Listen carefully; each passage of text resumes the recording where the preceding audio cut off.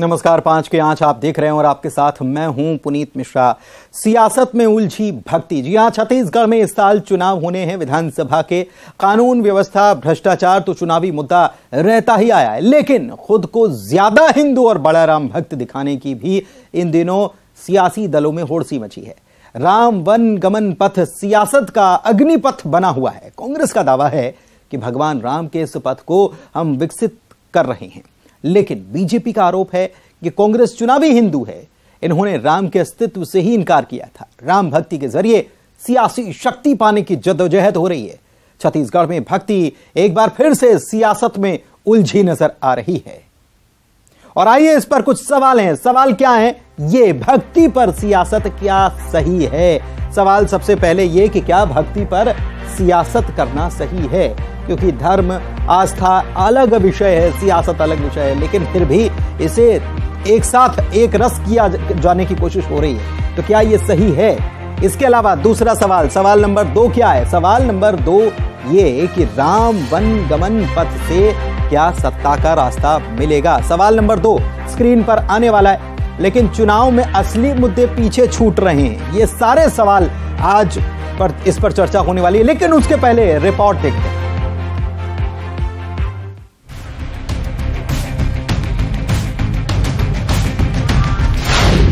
Ram one गमन पथ पर चुनावी महाभारत। किसकी भक्ति कालनेमी वाली?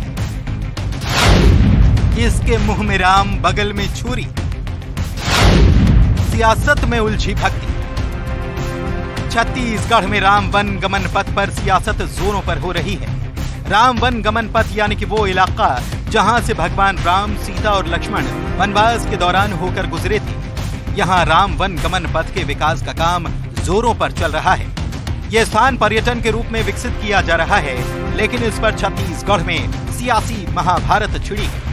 इस दौरान मुख्यमंत्री भूपेश बघेल रामायण महोत्सव में शामिल हो रहे हैं। चुनावी मौसम में बयानों के बाण तेज हो गए हैं। छत्तीसगढ़ पीसीसी के संचार प्रमुख सुशील आनंद शुक्ल ने आरोप लगाया कि बीजेपी सिर्फ राम के नाम पर वोट मांगती है। बीजेपी ने अपना 15 साल के शासनकाल में राम वन गमन पथ को लेकर कुछ नहीं किया। अब कांग्रेस इसका विकास कर रही है तो बीजेपी इसमें मीन मेक निकाल रही है।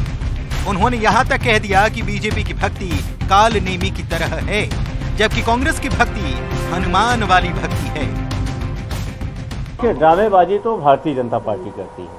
कांग्रेस पार्टी की सरकार बनने के बाद मुख्यमंत्री श्री भूपेश बघेल ने छत्तीसगढ़ की अस्मिता को, छत्तीसगढ़ की संस्कृति को संवर्धित करने का काम किया है। भारतीय जनता पार्टी राम के नाम पे वोट मांगती है, राम के नाम पे आंदोलन करती है। 15 साल तक सरकार थी, लेकिन कभी भगवान राम वनगमन पथ के लिए कुछ किया उन्होंने? नहीं किया। 15 साल उनकी सरकार थी, माता कौशल्या मंदिर को जीर्णोद्धार करने का काम किया? नहीं किया। अब हमारी सरकार कर रही तो उसमें वो मीन मेक निकाल रहे हैं। जनता इस बात को बेहतर ढंग से समझ रही है कि भारतीय जनता पार्टी की जो राम भक्ति है वो कालनेमी वाली राम भक्ति है। भूपेश बघेल की जो राम भक्ति है वो बजरंगबली वाली राम भक्ति है। कांग्रेस के बयान पर बीजेपी ने पलटवार किया। बीजेपी के प्रवक्ता केदार गुप्ता ने कहा कि बीजेपी तो शुरू से ही हिंदू संस्कृति का अनुसरण और सम्मान करती है। राम वन गमन पथ और राम राम कहने वाली कांग्रेस एक समय में राम को काल्पनिक बताती थी। कांग्रेस का व्यवहार मुंह में राम, बगल में छुरी जैसा है। पूरा भारत देश जानता है कि कांग्रेस पार्टी राम जी के मामले में एक कहावत है, मुंह में राम, बगल में छुरी। राम जी के लिए वो व्यवहार कांग्रेस पार्टी करती है। अरे सोनिया जी ने कपिल सिब्बल जी के माध्यम से एक हलफनामा सुप्रीम कोर्ट में दायर किया था कि राम काल्पनिक है, कहानी है, राम सेतु है ही नहीं। और उसके बाद जब अयोध्या में मोदी जी की सरकार में जब राम मंदिर बन रहा है तो भूपेश बघेल जी राम राम जपना और शराब का माल अपना, चावल का माल अपना, ये सब चल रहा है। तो इनके लिए राम राजनीति का विषय है, भारतीय जनता पार्टी के लिए संस्कृति और परंपरा का विषय है। छत्तीसगढ़ में इसी साल विधानसभा चुनाव होने वाले हैं। कांग्रेस पार्टी पर आरोप है कि वो न सिर्फ राम का दामन थामने की कोशिश कर रही है, बल्कि सॉफ्ट हिंदुत्व की राजनीति कर रही है। बीजेपी कांग्रेस को चुनावी हिंदू बता रही है। ऐसे में जानकार मानते हैं कि राम वन गमन पथ दोनों ही पार्टियों के लिए सत्ता का रास्ता तय कर सकता है। Bureau report, news 18। और आइए इसी मसले पर करते हैं चर्चा। और हमारे साथ दो खास मेहमान, सत्य प्रकाश सिंह कांग्रेस प्रवक्ता हमारे साथ जुड़े हैं, तो मुकेश शर्मा जी बीजेपी प्रवक्ता जुड़े हुए हैं। मुकेश जी आपका भी स्वागत, सत्य प्रकाश जी आपका भी स्वागत। सबसे पहले तो मुकेश जी मैं आप ही के पास आता हूं। मुंह में राम बगल में छुरी, इतनी गंभीर बात कह दी, जबकि वही सरकार सत्ता में है जो राम वन गमन पथ बना रही है, लेकिन फिर भी आपको भरोसा नहीं है, क्यों? देखिए, अचानक राम का नाम लेने लगे और जब इनका चाल इनके चरित्र से मैच ना करे, चरित्र को तो कुछ और कहता है, चुनाव आने के कारण ये अचानक राम राम कहने लगे, तो कहीं ना कहीं काल नेमी तो यही दिखते हैं। कांग्रेस पार्टी का इतिहास है, जिन्होंने राम को काल्पनिक कहा वो अब राम पथ गमन बनाए या और कुछ करें या भगवान का नाम ले, वो ईश्वर साथ देने वाले नहीं है। और फिर भगवान राम तो पल पल क्षण क्षण आराध्य है, हमारे हमेशा आनी चाहिए। ये अचानक चुनाव के समय ये राम का नाम और राम के लिए हमने ये किया, ये कहने का मतलब यही होता है कि काल नेमी की भूमिका में तो वास्तव में कांग्रेस पार्टी है, क्योंकि इनको अब वोट चाहिए, इसलिए राम का नाम याद आ रहा है। इन जो भगवान राम को काल्पनिक कहते हैं, 2013 में सेतु समुद्रम की बात आई, तब इन्होंने कहा कि काल्पनिक है। भगवान राम की मंदिर बनाने की बात आई तो सुप्रीम कोर्ट में उसको लटकाने का काम इन्होंने किया। तो कहीं ना कहीं इनके कथनी और करनी में फर्क दिखता है और इनके चाल में और चरित्र में फर्क है। राम का नाम लेते हैं लेकिन भक्तों जैसा चरित्र नहीं है, शराब में घोटाला करते हैं और पूरे प्रदेश के अंदर में कानून व्यवस्था चरमरा जाती है। एकमात्र घोटाले करना और भ्रष्टाचार काम हो जाता है। तो ऐसे में राम के नाम के साथ इनका चरित्र और चाल दोनों में फर्क दिखता है, इसलिए ये राम का नाम लेने लायक नहीं है। और चुनाव के समय ये राम के नाम ले रहे हैं, जनता समझ रही है। ठीक है, जनता समझ रही है आप कह रहे हैं। सत्य प्रकाश जी आपका भी ओपनिंग नोट, क्या कहेंगे इस पर? सियासत क्या होना चाहिए? सबसे पहले तो राम पर क्या सियासत होना चाहिए, मैं आपसे ये समझना चाह रहा हूं। क्या जरूरी है कि इसके बगैर चुनाव में उतरा ही नहीं जा सकता? देखिए पुनीत जी, सबसे पहले तो बोलूंगा कि हमारे चाहे मुख्यमंत्री जी हो चाहे कोई छोटा सा कार्यकर्ता भी हो, कभी भी हमने राम जी के नाम पे राजनीति नहीं की। एक भी बयान ऐसा दिखा दीजिए। अगर मैं बीजेपी की शुरुआत कर दूं तो उनके बयान पे बयान ऐसे होंगे, चाहे वो केंद्र के नेताओं से बात शुरू कर ले, प्रदेश के नेताओं से बात कर ले। हमने कभी राजनीति नहीं की। और इनके खुद इनके नेता बोले ना, इनका तो जन्म ही हुआ था वो भगवान नाम के जो आंदोलन इन्होंने किया, उसमें भी बात करूंगा। इनका देखिए कैसा दोहरा चरित्र है।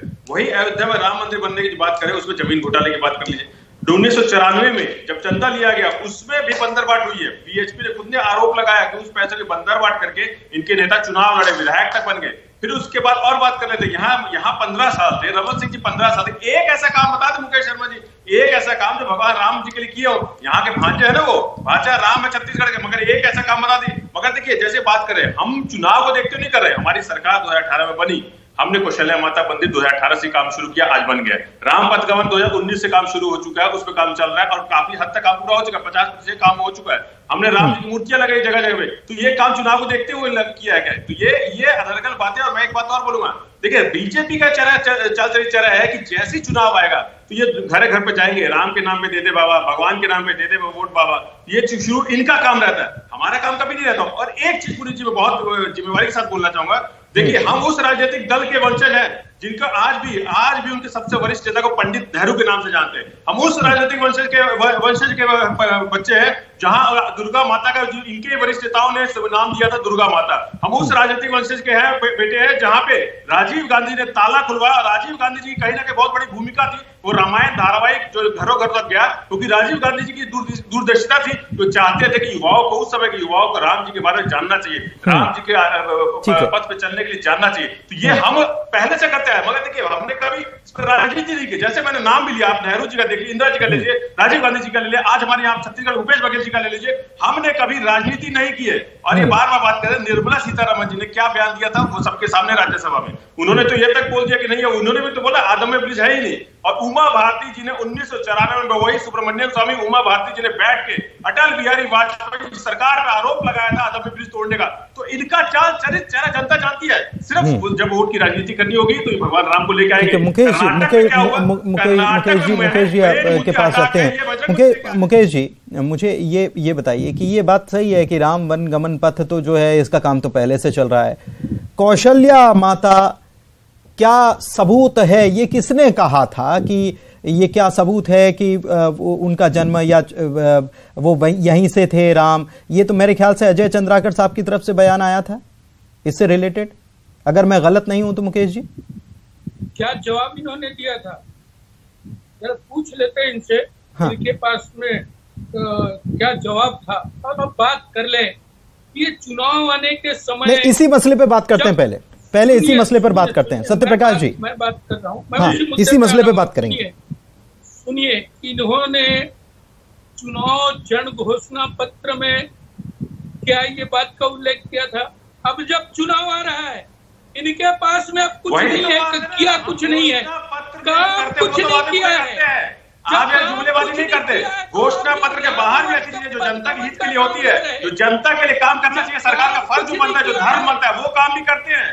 सिर्फ घोषणा पत्र देख के काम नहीं करते हैं। घोषणा पत्र काम होगा उसके बाद जनता को जनता के हित के लिए काम हो सकते वो भी करते हैं। चाहे वो कौशल्या माता मंदिर की बात कर लीजिए, चाहे भाषा राम की बात कर लीजिए, चाहे आत्मा स्कूल की बात कर लीजिए, हम घोषणा पत्र के अलावा जनता के हित के लिए काम करते हैं। आपके जैसे नहीं है जो घोषणा पत्र के भी काम नहीं करे और जुमलेबाजी झूठबाजी बोलते रहे। ये अब खुद बोल पा रहे हैं, इनको लग रहा है शायद ये खुद भी नहीं समझा पा रहे हैं, ये खुद भी नहीं समझ पा रहे हैं, इसलिए बीच बीच में बोल रहे हैं। शायद इनको लगता है कि जो बात की वो सत्य नहीं था, तो बीच बीच में बात नहीं, बस मैं एक चीज समझना चाह रहा हूं। देखिए, नहीं, बात इधर की उधर गोल गोल घूम रही है। नहीं, सुनिए मुकेश जी और सत्यप्रकाश जी, गोल गोल घूम रही है बात। मैं ये समझना चाह रहा हूं कि जब ये आरोप लगते हैं, कांग्रेस पर आरोप लगते हैं कि भाई उन्होंने तो अस्तित्व को नकार दिया था, ये सब सियासी है, ये जनता समझती है कि ये सब सियासी है। लेकिन फिर भी मैं समझना चाह रहा हूं सत्यप्रकाश जी, आपसे भी मेरा वही सवाल है कि अजय चंद्राकर साहब ने भी विधानसभा में कुछ कहा था, क्या कहा था? अजय चंद्राकर जी ने क्या, मैं उस पर नहीं जाऊंगा, मगर मैं अपनी छत्तीसगढ़ सरकार के काम की बात बोलूंगा। हमने भाषा राम के लिए क्या काम किया है, हमने श्री राम जी के लिए क्या काम किया, माता कौशल्या के लिए क्या काम किया। 15 साल इनकी सरकार थी ना, रमन सिंह जी की सरकार थी ना। मेरा बस यही सवाल है, 15 साल इन्होंने काम क्यों नहीं किया? अच्छा, तो क्या अच्छा ये मुझे ये बताइए कि इस पर सियासत करने से क्या भला होना, किसका भला होना है? नहीं, सत्यप्रकाश जी मुझे ये बताइए कि इस पर सियासत करने से किसका भला होगा? अरे मैं तो बोल रहा हूं, हम कभी भगवान राम जी की सियासत नहीं करते, ये जन भावना का मामला है। हम सिर्फ मुद्दों पे चुनाव लड़ते हैं और मुद्दों पे राजनीति करते हैं। जनता के लिए काम करते हैं। अच्छा मुकेश जी, मैं आपके पास आता हूं। मेरा सवाल वही है मुकेश जी, राम के नाम पर सियासत करने से किसका भला होने वाला है? धर्म को क्यों सियासत में लाया जाए? ये तो कांग्रेस पार्टी से पूछिए कि काम कम उसका प्रचार ज्यादा करके क्या कहना चाह रहे हैं।